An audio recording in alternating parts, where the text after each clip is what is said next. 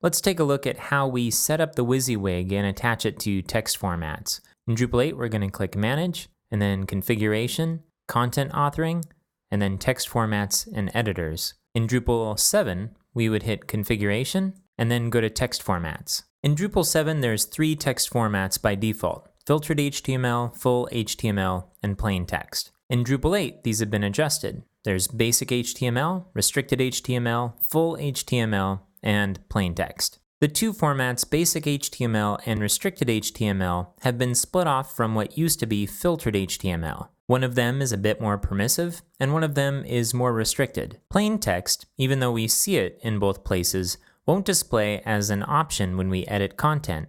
Let me demonstrate that real quick. I'm going to go back to the site and click Edit. And if we look at the text formats here, you see Basic HTML, Restricted, and Full HTML. Whereas if we went back to the edit screen in Drupal 7, you'd see plain text showing here as an option.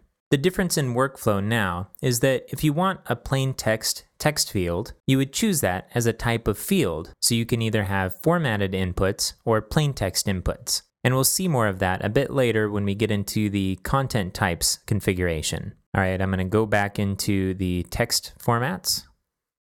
And now let's take a look at the filtered HTML on the D7 side and the basic HTML on the D8 side. I'm going to click Configure on both. I'm also going to close out the navigation.